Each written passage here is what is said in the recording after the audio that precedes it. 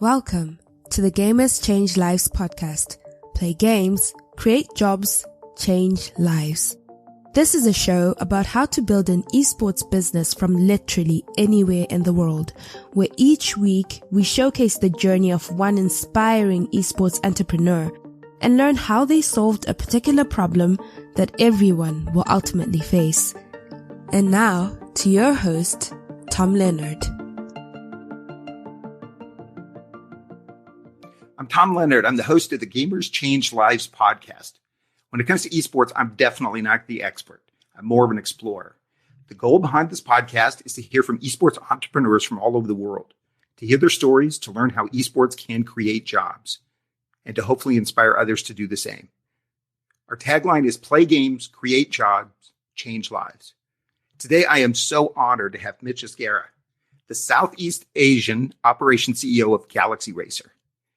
He leads the establishment, growth, and scale of their regional operations across the Philippines, Malaysia, Singapore, Thailand, Laos, Vietnam, and Indonesia.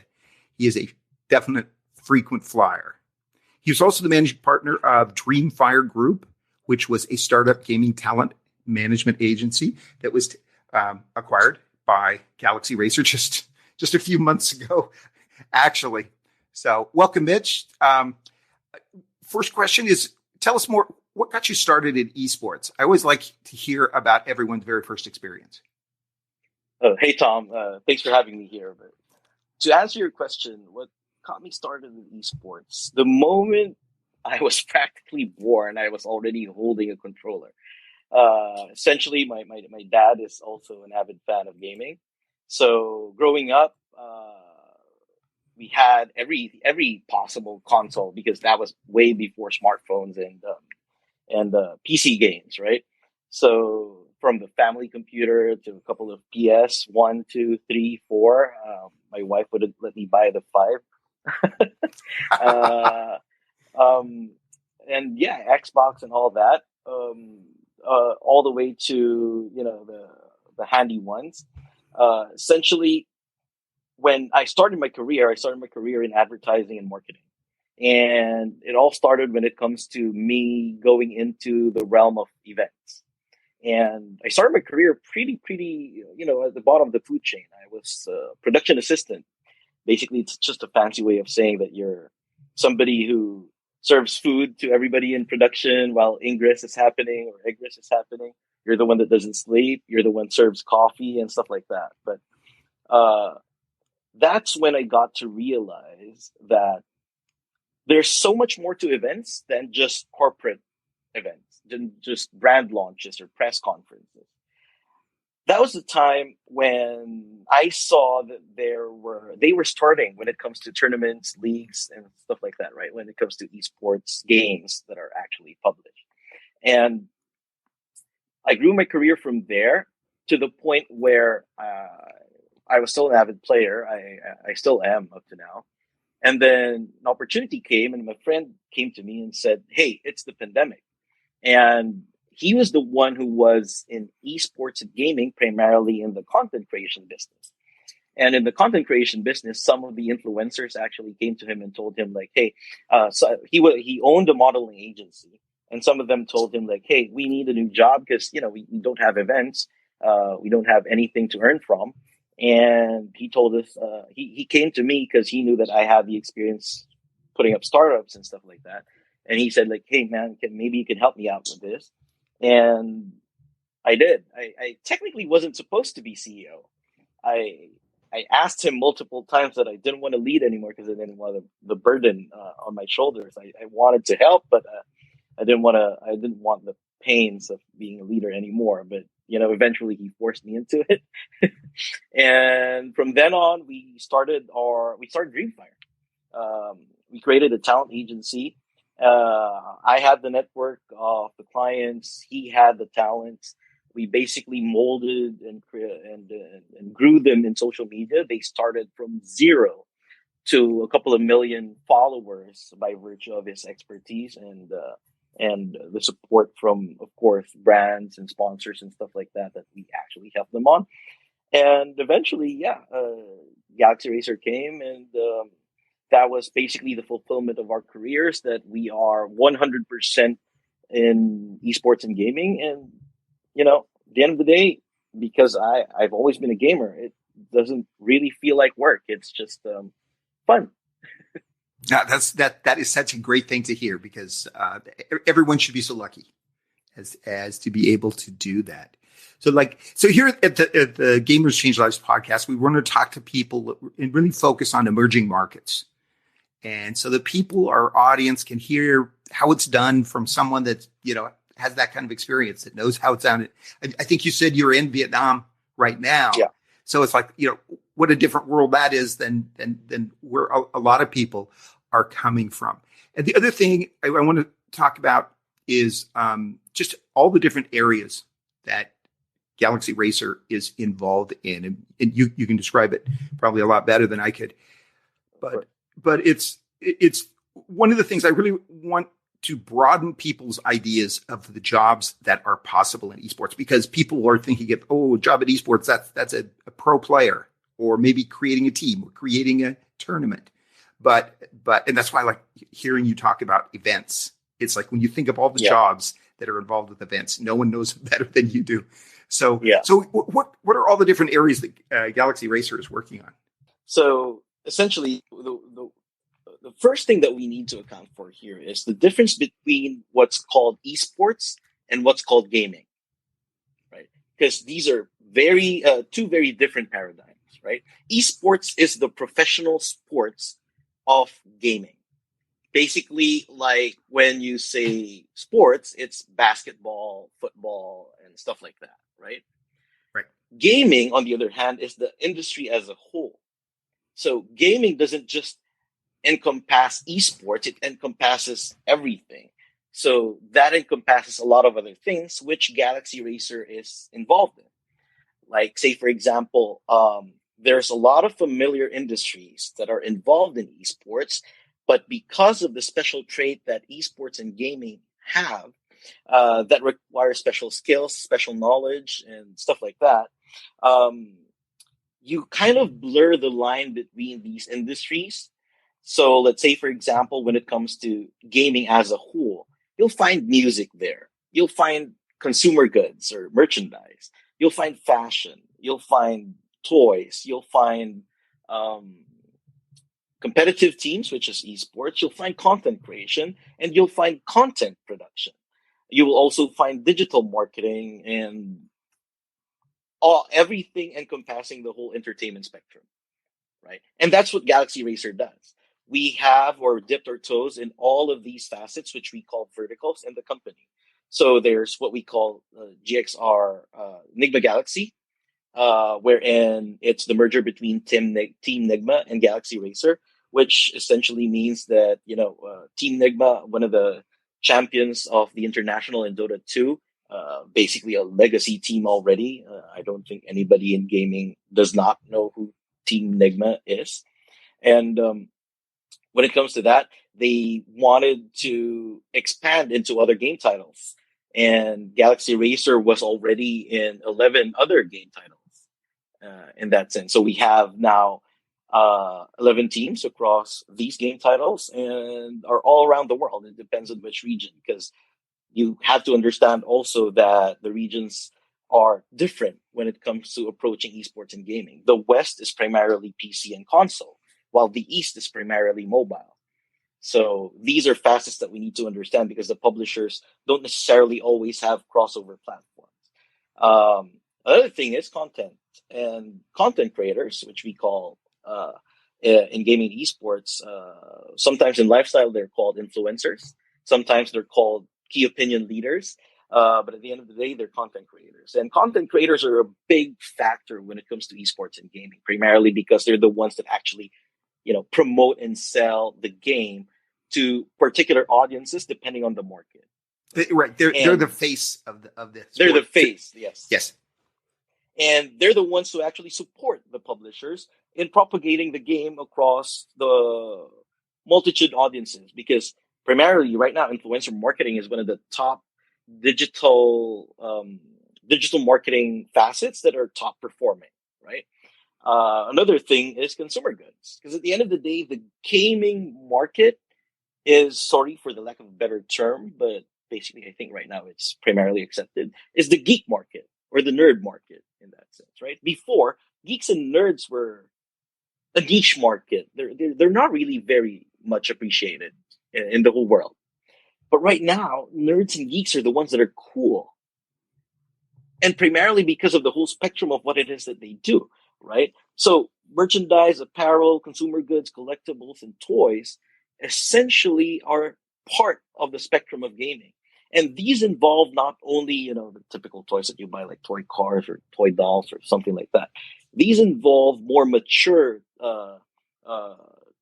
toys and collectibles or merchandise, which are, esports jerseys, and it could be, anime inspired apparel, anime collaborated apparel, and anime toys, collectibles, which, for a fact, I'm guessing that some of which are really very expensive and are works of art.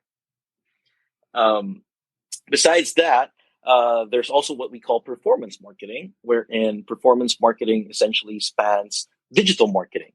But there's a very special treatment when it comes to that. Look, unlike non-endemic brands or brands that actually have been used to digital marketing, the approach in esports always has to be, number one, authentic, and number two, fun, and number three, cool, right? Because you're talking to the hardest to reach audience in the world, which are collectively the Gen Z and the millennial. And in this particular respect, these people don't want hard selling approaches. They want to feel like you're endorsing the brand primarily because you've experienced it and you're an authentic voice that they would believe when you say things that are good or things that are bad. Because nothing is perfect. And at the end of the day, tell us what's bad and tell us what's good. And let us decide whether or not we want to buy it. So that's the thing. That's the thing that we need to kind of account for in all of these things. Besides that, there's a lot more like music, which is a very thin line between gaming and esports and music, primarily because, in every game that is published, in every opportunity that is there, music is always there. And music is the universal language that everybody understands.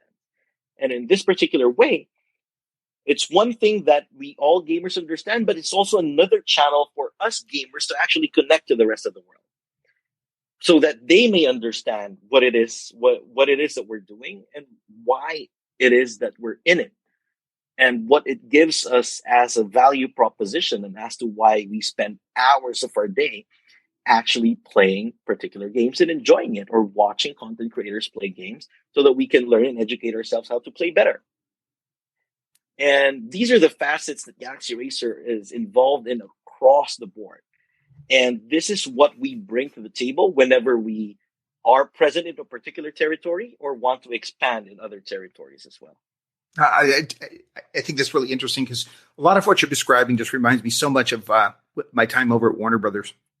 And I mean, Warner Brothers just is covering almost those exact same bases, and certainly with DC, and trying to figure out how to market, one particular movie, one particular brand to one audience, and another brand to another audience, and to figure out how to do it right. When you're talking about content creators, especially influencers, if someone wants to be an influencer, if someone wants to be a content creator, I think I saw it somewhere you were quoted as saying, "Youth wants to be creators."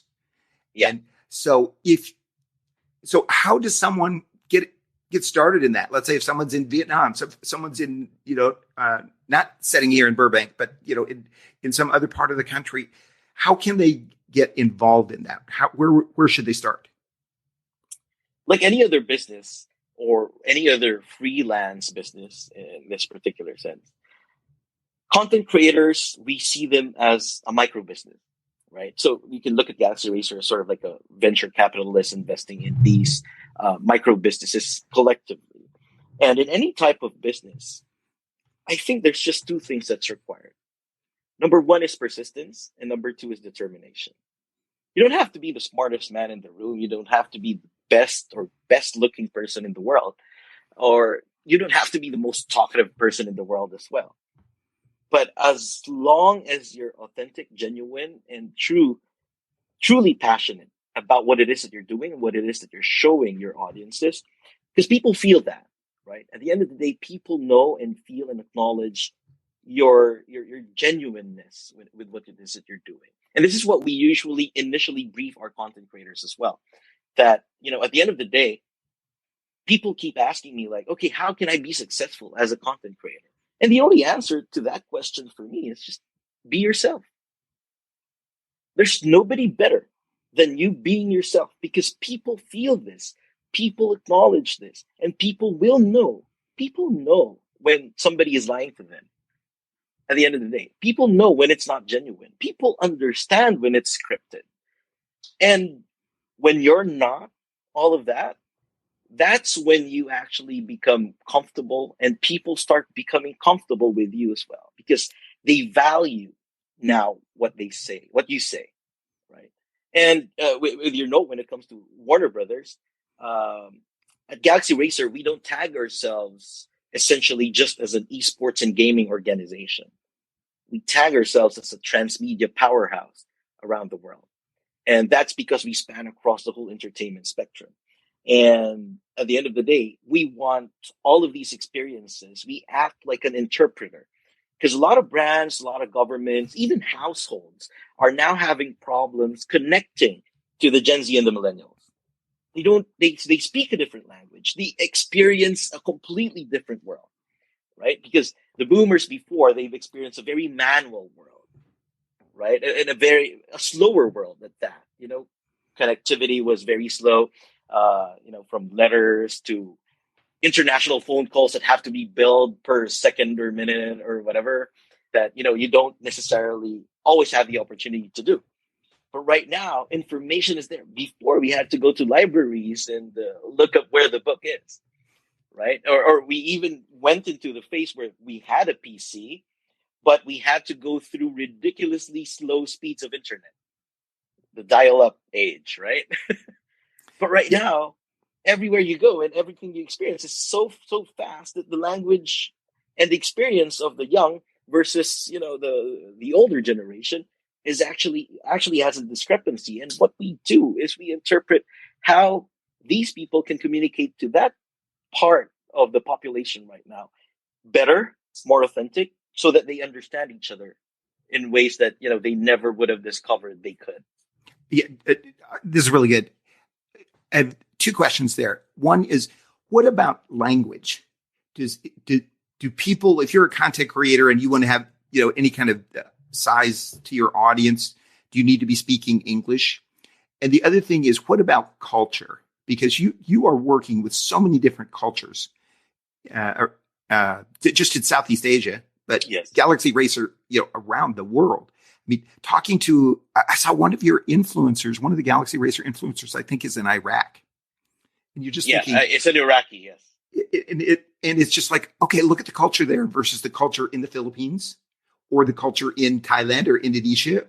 So how does language and culture factor into content creation? Language plays a very important and vital part in terms of content creation around the spectrum of esports and gaming and entertainment as a whole. Primarily because it's a barrier for you to actually communicate to fans, right? If we're talking content creators per se. So at the end of the day, we have a multitude of solutions where we basically, to reach a particular milestone of saturation in their particular markets, but along the way, try and develop them to be more educated when it comes to more globally accepted languages. So, and this is in part one of the biggest challenges of the emerging markets right now. Because unlike, let's say, for example, North America, you guys understand one language, right? And at the end of the day, it's English. Yes. Europe has multiple languages, but generally they actually have a particular language that they have consensus on. Middle East and North Africa technically are Arabic speakers, so you don't necessarily have a problem there. Australia and New Zealand the same when it comes to English, and India or South Asia essentially have, you know, one language that they mostly understand. But Southeast Asia, on the other hand, is quite different and difficult because, you know, one country may have one language, but technically within that country there are still hundreds to thousands of languages, right? And these languages essentially are also blockades for them to actually grow their audiences, and at the same time does not unify the region as a whole as well. So one of the major things that we actually put as solutions there is, number one, the easiest way to go about it is subtitling, right? And subtitling these content into English, just like the way the Koreans do it, right? Because um, K-pop is very famous around the world, but I'm sure as hell that, you know, most of the K-pop fans don't understand the words that are coming out of that music. Exactly. But Exactly. but you know, subtitling is and the lyrics actually are solving that for them. So that's one of the solutions. The other is training. At the end of the day, we have English coaches, we have English trainers, we have all of that can support our Southeast Asian content creators to actually speak better English or learn English from scratch. And these are just the two, you know, low-hanging fruit solutions that we actually do and provide some of our content creators. But at the end of the day, we look into gaming and esports as a language in itself. Because I can tell you right now, when it comes to Southeast Asians, we can literally watch a content creator create content about a game that is not in our language, but we understand it because we know and play the same game. Oh, I see. Right, right. So we look at the screen and we look at what they're doing and we copy it in our phones and basically assess, oh, this is what happens. Oh, this is how I do that. So, you know, at the end of the day, it is a barrier for better understanding, but it is something that we typically do. So Filipinos will watch the Thais do their tricks, and we kind of learn from that. And I think it's vice versa all around Southeast Asia. Yes, yes. Now, how about culture? Are there certain cultural differences in esports? I mean, that may impact what games can be played and what's popular, what's accepted, and so on. Culture is a factor that technically, when it comes to the factor of culture in gaming esports, right, it plays a big role. But primarily, most of the esports and gaming people are very competitive people in general. So culture, at the end of the day, is just a matter of you, assessing whether or not you can play with this person or not. Because primarily, different cultures mean different ways of doing things, whether or not it's in the real world or in the game world, right? So, in the perspective of different games, there's also different things and as to how they're used to doing it. So, let's say, for example, in the likes of a couple of game titles in FPS or first person shooters, that this part of Southeast Asia is used to having team play. That, you know, oh, this is your role, and this is your role, and this is what we need to do to beat the odds, right? But in other parts of Southeast Asia, they're typically used to, let's say, for example, this one role is all of us, right? And they just barrage into that. So these cultural things that are affecting the way that we play the game is also one thing that is in consideration. But at the end of the day, it's also an advantage. Primarily because we all discover a lot of different ways on how we can better play the game together. And that's primarily why in most of the international competitions, you'll always see a Southeast Asian either as part of the team or within the whole team in a mix. Because I think Southeast Asians are very, very smart when it comes to discovering tips, tricks, loopholes, and advantages that you can actually take advantage of when it comes to the mechanics of the game. And that's primarily also why most of the game publishers also, when it comes to beta testing, they reserve a certain percentage of the beta testers for Southeast Asians. And Really? But in general, yes, definitely. But in general, when it comes to the culture of Southeast Asia, I think we're all primarily, in most respects, the same because we understand and are very near each other. We practically are the same in terms of culture in game. So at the end of the day, when it comes to the games that we play, games are also now kind of putting up in the global chat boxes, right? Automatic translation. So there's a really, really small button that you have to click on every chat wherein it translates into either your own local language or a language you understand, like English, right? So this way, the communication is actually a lot better. And this has been solving a lot of things when it comes to inter-territorial gameplay across Southeast Asia. But one thing that I've noticed in Southeast Asian regions, like where I am right now in Vietnam, after talking to a lot of our Vietnamese partners here, that their youth, and in Vietnam right now, their youth, English is already a very important language to them. So the boomers right now and the more mature people right now, they're not really good English speakers in Vietnam, to be completely and utterly honest. But the young people, they can speak English like you and me. No, yeah, I just think that it's really interesting how culture can work within esports, and how esports can help bring. Yeah, it sounds kind of hokey. Bring people together on something common, because I'm playing Free Fire and I'm probably playing someone some 15-year-old kid in India and who's beating the heck out of me on Free Fire. But we're interacting in ways that were never there before.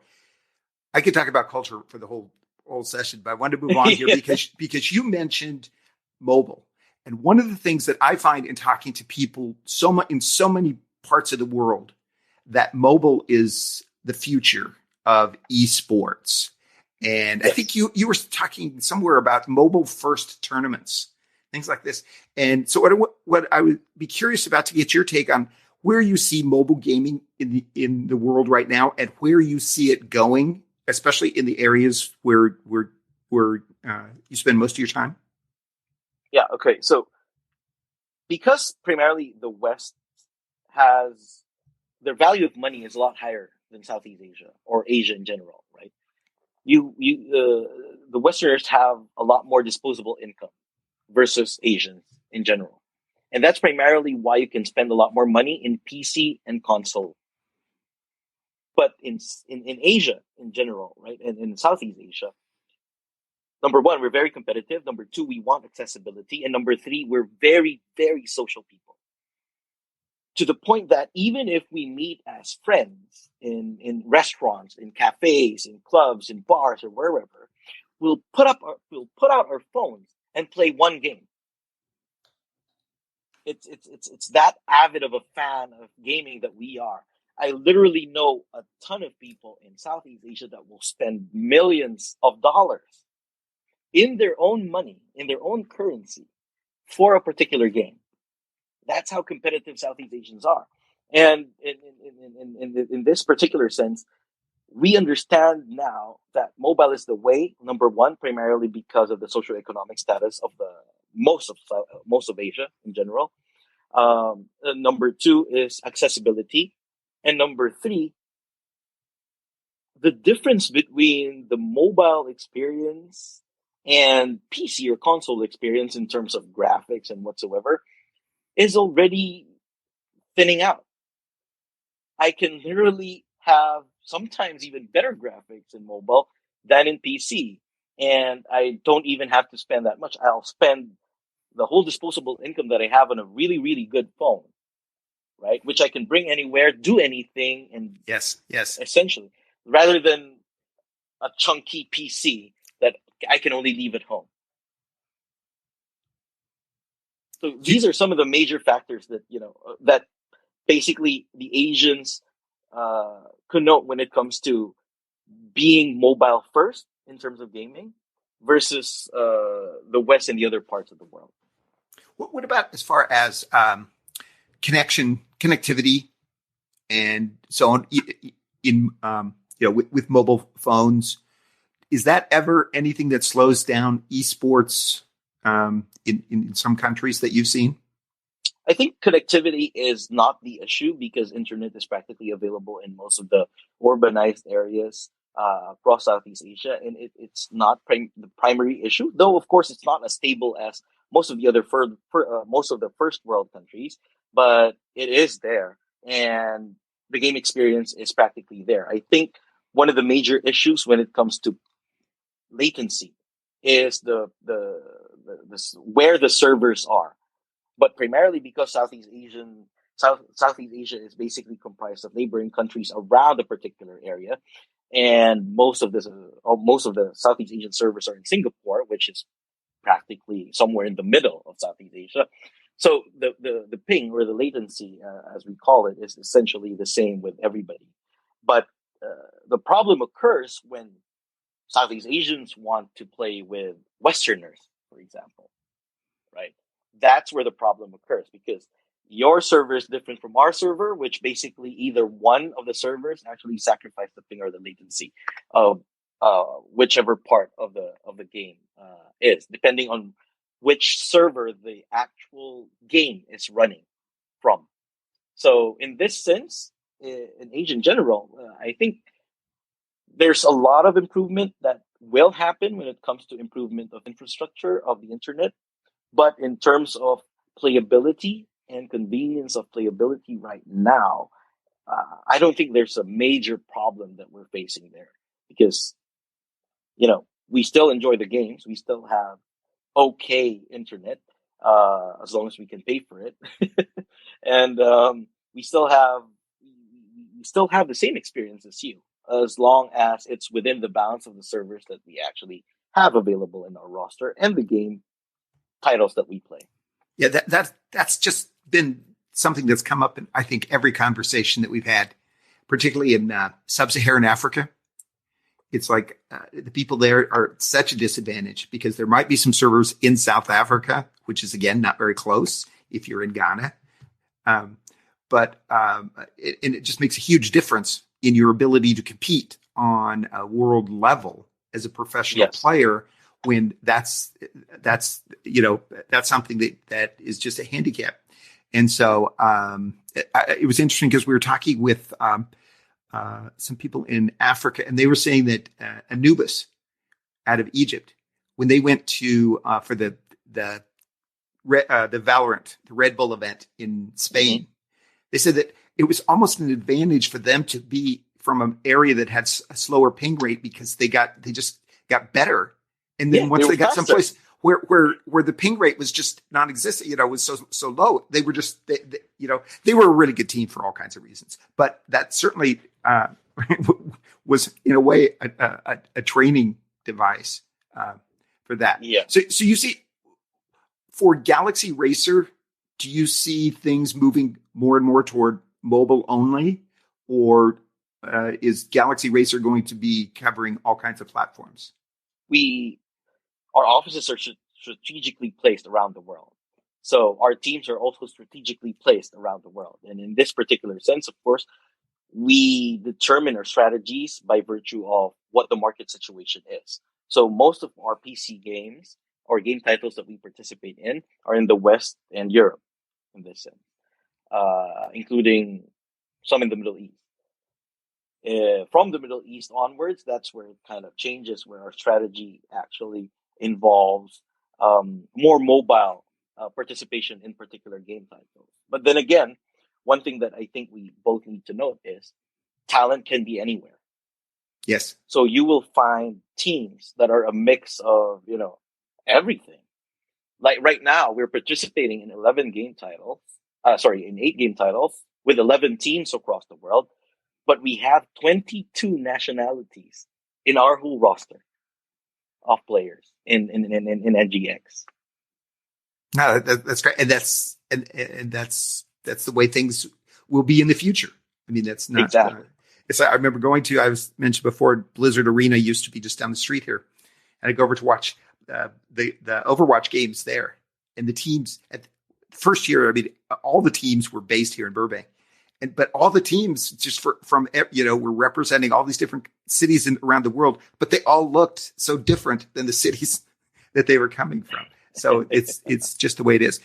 I wanted to talk a little bit about sponsorship, because sponsorship is the lifeblood of an esports organization.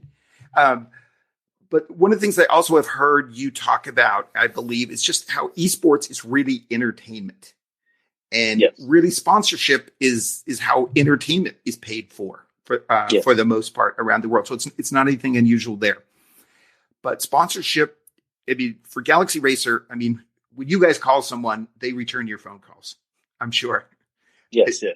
But let's say if someone is out there looking for a sponsor, maybe if you're a content creator looking for a sponsor, do you have any suggestions on how what the best approach is for that? Right now, the way that the industry is structured is there are organizations like us all around the world, of course, that are there to help all of these people actually get connected to brands, right? That's our job at the end of the day. And that's what we want them to do, because primarily we're the ones who essentially explain to the brands that, hey, this is a good industry to invest in if you want a younger audience into your portfolio of audiences or markets that can purchase your product or service. And while that is happening on the other end of the spectrum, the way we see it is we have two clients in everything, right? One is the brand or the sponsors, and the other is the content creators, the esports players, and all that, because we have to take care of both of them. And the business is basically built upon relationships, primarily because you're talking about human beings, right? It's not like we're not selling products that we could shelve out there and wait for somebody to buy them forever. But we need to optimize these human beings as well. And in that particular sense, we have data scientists, we have platform experts, we have operations experts that will literally assess their performance when it comes to these particular platforms. And different platforms mean different algorithms. So there are different techniques as to how you can optimize whatever content it is that you produce. So it doesn't necessarily mean that it works on YouTube, it will work on Facebook. So all of these people, I think, if you're not really well studied when it comes to platform technology, when it comes to your network, when it comes to brands, of course, there will always be brands that reach out to them. But on a larger scope, on a more global level, where the big deals are actually made, essentially, they will lose on that. So you can literally make a living out of being an independent content creator. But you're going to make an okay living until you actually grow your audience base. And in order for you to grow your audience base, the same as any other business, you would need capital, right? You would need capital that you can reinvest back into your audiences so that your audience can grow. Because at the end of the day, you are growing a community of people that follow and admire you. And these people also need or would demand a lot from you, right? May it be time, may it be effort, may it be some events that are within your community and stuff like that. All of these need to be fed. And as somebody independent, yes, you might be able to do that, but even independents actually hire their own people that can help them when it comes to content creation. They're social media managers, post schedulers, and stuff like that, right? On the other end of the spectrum, the sponsors do not necessarily understand what's happening on ground. They don't. No, I'm not saying all, but in a majority, they don't. So at the end of the day, they don't know. They don't understand the industry because it's new. And who can blame them for that, right? But at the end of the day, these people are not just, because the way that they see it on screen, it's one person in a screen playing on their phone. So in the minds of some of the sponsors, they're like, why are you so expensive? Right? Why are you so expensive? There's nothing there. You're just sitting on the screen and talking to people. But they don't see everything that's happening behind the screen, behind the scenes, right? And there are a lot of other people that are actually working to make this happen. Not just your broadcast experts, your project managers, your social media managers, your data scientists, the platforms that you pay that actually provide you with better data and analytics in the performance of your content, in the performance and projection or forecast of the audience growth that you have, and all these things. All of these things require money. And that's why it's not only about you paying the influencer or the content creator. It's about us maximizing our efforts to produce quality content that will still seem authentic for the brand, so that the audiences will be able to relate to them through the channels that we use in order for that to happen. What do you think what is a sponsor looking for? What kind of metrics when you said, when you're talking about someone, why are you so expensive? What kind of metrics? I know in working on activations here in the entertainment world, it's all about views. I mean, they wanted to be able to, the internal metric was views. If you had this many views, then you were successful. And if you didn't, you weren't successful. Is that typically what a sponsor is looking for in working with a content creator? Right now, I believe that that's the old way. So in a new industry, that's the old way of measuring up to the success of particular campaigns that you do, right? Because before, there were too many tools and platforms weren't as open. And even if they were, technically, you had to have your own dashboard or tech stack that can actually pull this data in order for you to assess it better. So the old way was, oh, this person has a lot of followers. And on average, if you look at it, there's a lot of views on average. So maybe if we sponsor one episode, essentially we'll get the average amount of views. And in this sense, we like the amount of views. But views are typically just like foot traffic on a billboard, right? So when you're driving your car, you see a billboard and you look at the billboard, you're one view, right? But what is the result of that view? And that's where conversion rate and engagement rates come in. Right? At the end of the day, how much of these views can you actually convert into money? Or how much of these people will actually buy your product? Depending on what the main goal of the sponsor is. May it be sales conversion, may it be brand recall, depending on what the actual goal, may it be downloads or installs or whatever. But at the end of the day, conversion is important, right? And we have to maximize on that. But the only issue is it's not always in an instant, right? So like, say, for example, for me, there's a whole, I'm not sure if you know the consumer funnel, right? There's a whole funnel that a person actually has to go through. I drive my car, I see your billboard, fine. I know what brand you are. And then I open my computer, I open Facebook, and I see the ad there. Okay, fine. I saw your ad. I know what brand you are. I know what you sell. Then I go to YouTube, and then I see my content creator, and then she says like, "Oh my God, this product is the best," and stuff like that, right? But this is what's wrong with it. This is what's not wrong with it. But it depends on you. And I'm like, oh, okay, now I understand the product better. But my need is not there yet, right? And then one day I feel hungry and I can't cook and something like that. And then I remember like, hey, my content creator actually told me that it's a good cup of noodles. So I'm going to order that cup of noodles over my Grab app and stuff like that and buy it. So it's not in an instant, right? There's a whole journey that each person in the market has to go through when it comes to assessing whether or not they're going to buy or purchase the product or / service. And in this particular case, you can only do so much with the technology that's available to you. So whatever it is there, the most important thing is engagement rate. This is how I feel on a personal level. And this is how it is that we're measuring up our data and analytics for the clients that we have, at least in Galaxy Racer. That engagement rate is the prime importance. Why is that? Views are counted depending on the platform. Sometimes they're counted 1 second. Sometimes they're counted 3 seconds. So the views may sometimes be you scrolling in your wall, and then just scrolling it up there. Just you pausing for 3 seconds or 1 second, and then it's counted as a view.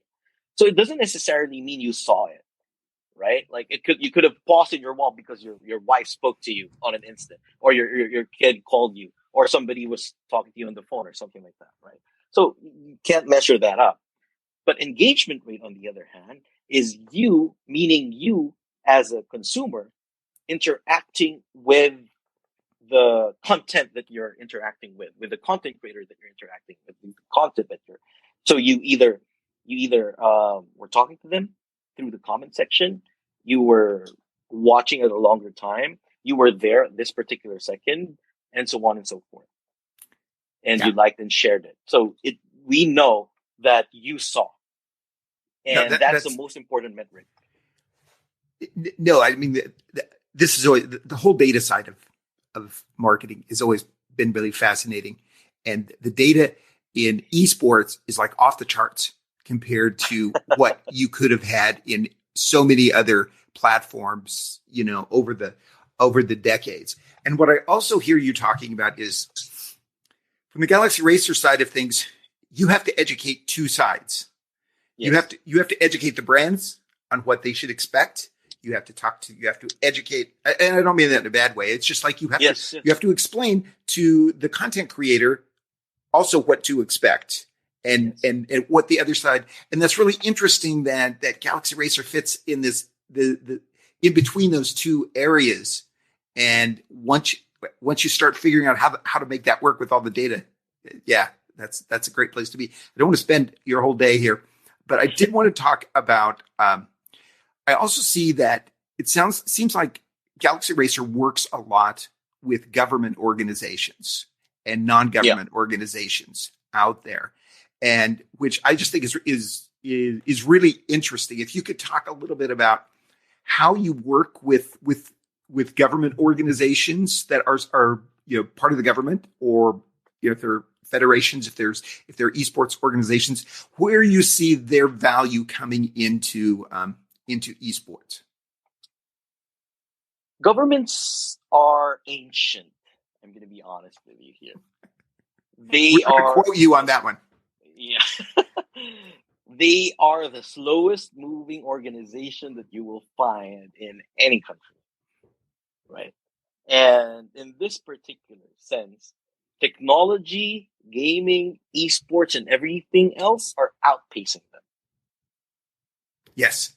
So, as a private corporation, we felt the necessity to actually not only educate, but involve the government in particular efforts so that pace can become faster. And so that, because at the end of the day, what does the government need? The government needs their population. And the population right now, the whole consumer population around the world, is 40% Gen Z. What does that mean? 40% of the people in the world right now are less than 25 years old. Another 25% of the people in the world right now are less than 35 years old. So gaming and esports is actually talking to 65% of the whole world. And it's even more pronounced in emerging markets. So. Exactly, because in the emerging markets, if you look at the online population of the whole of the emerging markets, especially in Southeast Asia, you'll notice that more than in Singapore, Malaysia, Thailand, Philippines, Indonesia, Vietnam, all of these territories, Laos, and everything else in Southeast Asia, more than 50% of their online population, on average, are gamers. They play games. So that means if Southeast Asia was 500 million in population, more than 250 million of those are actually playing games. And this is why the it's both a need for us and a need for the government to actually collaborate. Why is that? The government needs their people, and the government needs their people to understand them, right? And we're the interpreters when it comes to that. We want them to understand their government.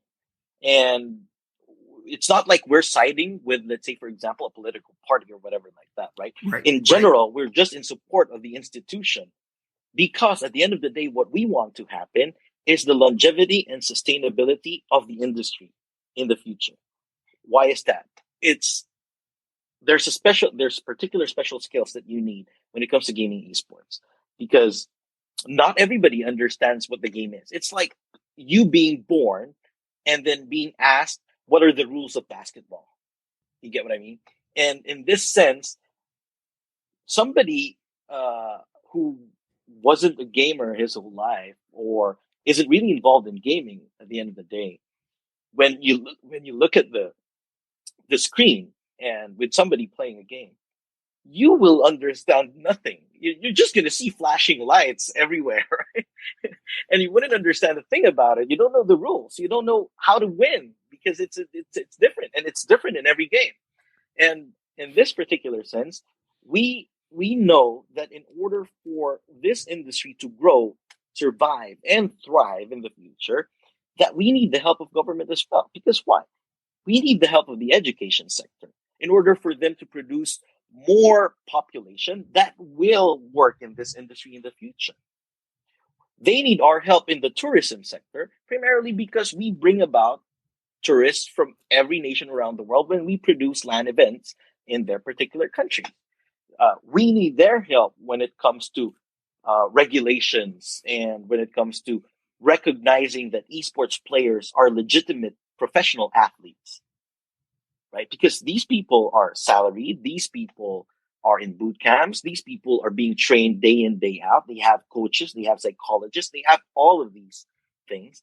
So they should be recognized as esports players. And that's primarily one of the reasons and as to why the Southeast Asian Games, which is happening here in Vietnam, which is the reason why I'm here, has an official esports bracket where some game titles are there, where countries have their young representatives playing in behalf of their country. So there's a lot of synergy that we need to do. And, we're not saying that it's our obligation as Galaxy Racer to actually help the government or the government help us. But at the end of the day, we want to do our part. And if other organizations are going to follow our lead when it comes to that, so that's going to be even better. That's going to be better, not just for us, but for the whole industry at large.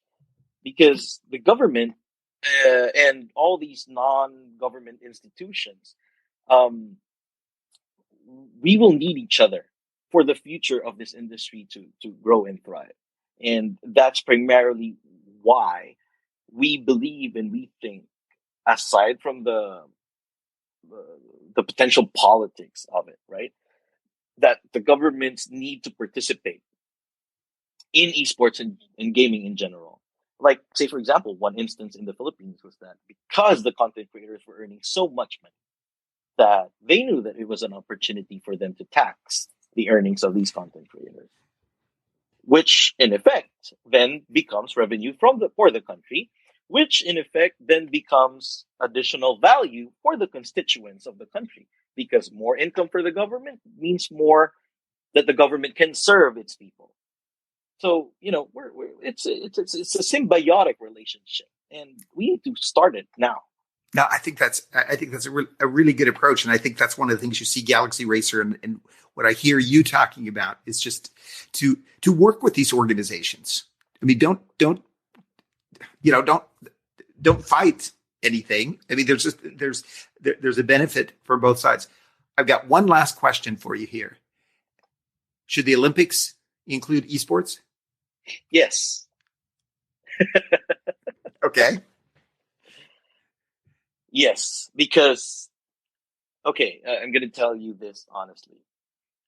How many people still watch the Olympics or the SEA Games or the ASEAN Games or whichever official inter-regional game there is? Yeah, right? Definitely on the downslide. Definitely on the downside. But these are the official games. Right now, if you look at the numbers,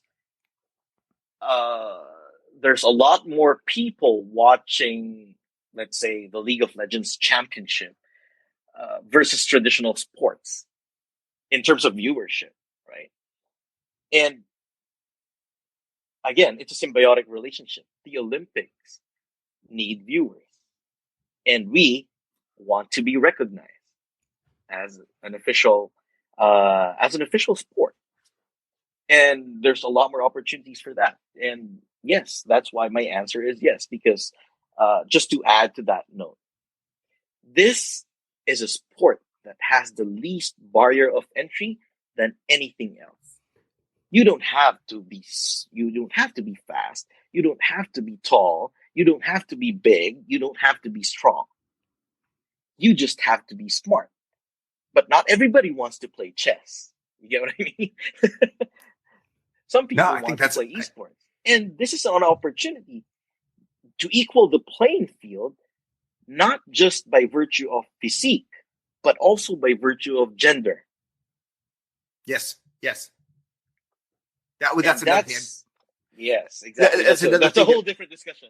That I think one of the things that I've seen about Galaxy Racer is you guys are probably doing, you guys meaning men and women, are doing as much as anyone out there on diversity. I mean, when you look at is it called the HERS Galaxy here? Galaxy, yes. In Her Galaxy here in the US. Yes. I mean, it's just like you guys, and so that could be a whole different conversation. Hey, I really appreciate your time here. I mean, we could go on and on, but you've got something else to do. So where can people find you on where if they want to know more about what you're talking about? Where's the best place for people to contact you? LinkedIn. Okay, that's fine. We'll put a link in the show notes to that. Yeah, sure. Reach out to me. I'm all good.